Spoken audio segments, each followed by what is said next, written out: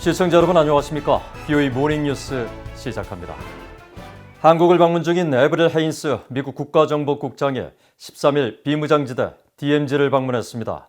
미국 정보수장으로선 이례적으로 사실상 공개 방문 형식을 띠면서 북한 정권의 미한 동맹의 공고함을 보여준 상징적 행보란 분석입니다. 오택성 기자가 보도합니다. 일본에 이어 한국을 방문한 에브릴 헤인즈 미국 국가정보국 국장은 13일 오전 숙소인 서울의 한 호텔에서 출발해 통일대교를 건넜습니다. 미국 정보수장으로는 이례적으로 동선을 노출하면서 비무장지대 DMZ를 방문한 겁니다. 헤인즈 국장은 구체적인 일정은 공개되지 않았지만 판문점 공동경비구역 JSA와 지난 2018년 남북 정상회담 당시 문재인 한국 대통령과 김정은 북한 국무위원장이 걸었던 도보다리 등을 둘러본 곳으로 전해졌습니다. 헤인즈 국장은 이어 합동참모본부 청사를 찾아 대북정보 등 해외 군사정보를 수집하는 한국 국방정보본부 당국자들을 만나 대북정보의 원활한 공유 필요성 등 공조 방안에 대해 의견을 교환한 것으로 알려졌습니다. 헤인즈 국장은 미국 중앙정보국 CIA와 연방수사국 FBI 등 15개 정보기관을 총괄하는 국가정보국장실의 수장으로 그동안 미국 정보기관장들의 해외 방문이나 한국 방문 시 일정은 대부분 비공개로 이루어졌습니다. 한국정보사나 국책연구기관인 통일연구원의 홍민 박사는 DMZ 공개 방문은 대북 메시지를 담은 행보라고 분석했습니다.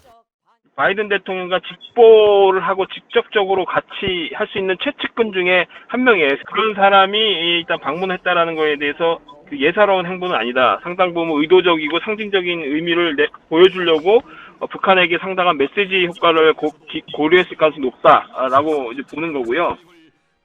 민간 연구기관인 한국국가전략연구원 신범철 외교안보센터장은 특히 한국 내 탈북민 단체의 대북 전단 살포 행위에 민감한 반응을 보이고 있는 북한이 접경 지역에서 도발을 벌일 가능성에 대한 경고 메시지가 담겨 있다고 진단했습니다. DMZ 방문은 북한에 대해서 한반도 안보 공약을 확실히 이행하고 있으니 도발하지 말라는 메시지를 준 거라고 봅니다. 한미 간의 북한 문제로 여러 가지 협력 채널이 존재하지만 정보 수장 협력 채널은 결국 북한 관련 정보를 공유하는 것이고 북한의 도발을 억제하는 기능을 하고 있다고 보기 때문에 한미 동맹은 튼튼하다는 메시지를 한국 국민에게 그리고 북한에 전달하려고 하는 거죠. 헤인즈 국장은 14일 한국 청와대를 방문해 문재인 대통령과 서훈 국가안보실장을 면담하는 일정을 조율 중인 것으로 알려졌습니다. BOE 뉴스 오택성입니다. 미국 정부가 전 세계 종교자유 탄압에 우려하는 연례 보고서를 발표했습니다. 북한의 종교와 인권 문제가 세계 최악이라고 지적한 가운데 한국 정부의 대북전단 금지법에 대한 우려도 나왔습니다. 함지아 기자입니다. 미국 국무부는 12일 발표한 2020 국제 종교자유 보고서에서 북한의 종교 탄압 실태를 자세히 소개했습니다. 국무부는 탈북민들의 증언과 여러 비정부기구, NGO 등의 조사 내용을 인용한 이번 보고서에서 북한 정권은 어떤 종교적 행위일지라도 이에 가담한 개인에 대해 처형과 고문, 체포, 신체적 학대 등을 자행하고 있다는 보고가 있다고 밝혔습니다. 구체적으로는 북한 내 수용소에 수감된 기독교인이 5만 명에서 7만 명, 많게는 20만 명에 이른다는 기독교 비정부 기구들의 추정치를 소개하고 탈북민 등을 조사한 내용을 토대로 1,411건의 종교 탄압이 자행되고 종교와 관련해 126건의 살인과 94건의 실종 사건이 있었다는 사실을 명시했습니다. 국무부는 매년 각국의 종교 탄압 실태를 담은 연례 보고서를 발행하고 있으며 이에 맞춰 북한을 포함한 일부 나라들을 종교자유 특별 우려국으로 지정하고 있습니다. Religious freedom, like every human right, is universal. All people, everywhere, are entitled to it, no matter where they live, what they believe, or what they don't believe.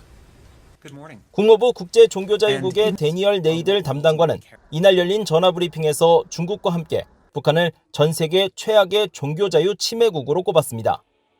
Without equivocation, the PRC government is among the worst abusers of religious freedom in the world. One of the other worst abusers is the government of North Korea. There's no question that these two governments stand unfortunately together in this hall of shame. 국무부는 한국의 종교자유 상황을 담은 보고서도 별도로 발간했습니다. 이 보고서에는 지난해 6월 5일 한국의 기독교 단체인 순교자의 소리가 북한으로 쌀과 비타민, 성경 등을 담은 용기를 한국 바다를 이용해 북한으로 보내려 했지만 경찰에 의해 막혔다는 내용이 담겼습니다.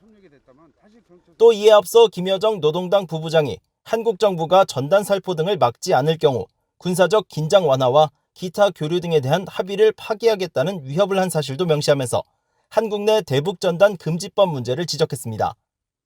We continue to work with our civil society partners and the DPRK defector community to promote human rights and the free flow of information into North Korea.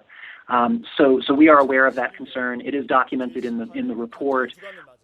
네이들 담당관은 그러면서 북한의 핵과 인권 문제는 동시에 다룰 수 있다고 강조했습니다. 그러면서 이 모든 문제를 동시에 다루지 않는다면 영내 지속적인 평화와 안정의 가능성은 줄어든다고 밝혔습니다. BOE 뉴스 함자입니다. 조 바이든 대통령과의 미한 정상회담을 앞두고 나온 문재인 대통령의 대북 전단을 겨냥한 발언에 대해 미국의 전문가들이 우려와 비판적 반응을 보였습니다. 인권 가치를 훼손하고 미한 관계에 부담을 주며 문 대통령의 대미 외교에도 악영향을 미칠 것이란 지적입니다. 조상진 기자입니다. 국제인권감시단체 휴먼라이츠워치의 존 시프턴 아시아 국장은 11일 VOA에 대북전단과 관련해 엄정한 법 집행을 강조한 문재인 한국 대통령의 연설 발언에 대해 외교적 노력에 번거롭고 문제가 되더라도 한국 국민들은 자기 뜻을 표현할 권리가 있다며 반박했습니다. 그러면서 문 대통령이나 김정은 모두 표현의 자유가 어떻게 작동하는지 이해하지 못하는 것 같다며 무엇을 표현하고 이를 어떻게 전송하는지는 상관없는 일이라고 지적했습니다. The people of South Korea have the right to express themselves, even if it's inconvenient or problematic for diplomatic efforts. That's the bottom line. It may not be productive. It may cause tensions, but that's not how freedom of speech works. 한국 정부 여당이 추진해 시행 중인 대북전단 금지법이 북한 인권과 표현의 자유를 침해한다는 우려에 대한 국제적 논란이 벌어지고 있는 가운데 문재인 대통령은 지난 10일 취임 4주년 특별연설에서 대북전단 살포와 관련해 남북관계에 찬물을 끼얹는 일이자 남북합의와 현행법 위반이라며 엄정한 법 집행을 강조했습니다. 그레그 스칼라튜 미국 북한인권위원회 사무총장은 북한 인권에 대한 문제가 무엇이든 문 대통령은 강력히 반대한다는 사실을 다시 확인하게 됐다고 비판했습니다.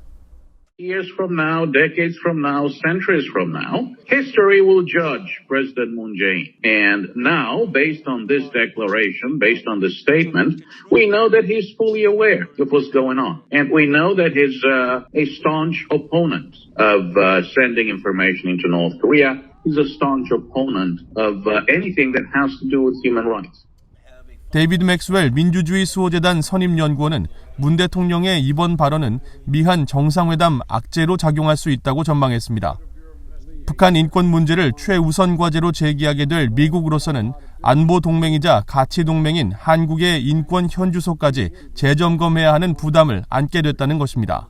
I think this is going to have a problem between President Biden and President Moon because I suspect President Biden has a different view about this and does not agree with this law that is really doing nothing to protect really anyone on the Korean Peninsula.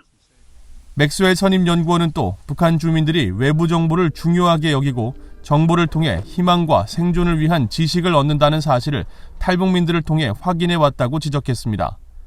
이어 한국 정부가 인권을 침해하고 자국민을 공격하는 데 몰두하는 것은 매우 실망스러운 일이라면서 개인의 자유와 자유민주주의, 시장경제와 법치, 그리고 인권은 미국과 동맹인 한국이 오랫동안 공유해온 가치인 만큼 동맹 간 마찰 요인으로 작용할 것이라고 지적했습니다. BOA 뉴스 조상진입니다. 한국 안팎에서 논란이 계속 중인 대북전단 금지법 위반 혐의로 최근 한국 경찰의 수사를 받은 박상학 자유북한운동연합 대표가 문재인 한국 대통령을 여적죄와 직권남용 혐의로 검찰에 고발했습니다. 박 대표는 13일 한국 대검찰청 앞에서 최대집 전 대한의사협회장 등과 함께 기자회견을 열어 문 대통령이 권한이 없음에도 취임 4주년 연설을 통해 대북전단 살포 행위에 대한 구체적인 수사 지시를 내렸다면서 직권남용죄로 고발한다고 밝혔습니다. 이들은 문 대통령의 엄정 수사 촉구 발언은 한국 내 표현의 자유를 침해하고 북한 주민들에게 보내는 정보 유입을 막아 북한 정권에만 이익을 주는 여적죄에 해당한다고 주장했습니다. 그러면서 한국 정부의 강경 대응 방침에도 불구하고 앞으로 북한 주민들에게 외부 정보를 보내는 활동을 계속할 것이며 더 많이, 더 자주 북한 동포들에게 자유와 희망의 편지를 보낼 것이라고 밝혔습니다.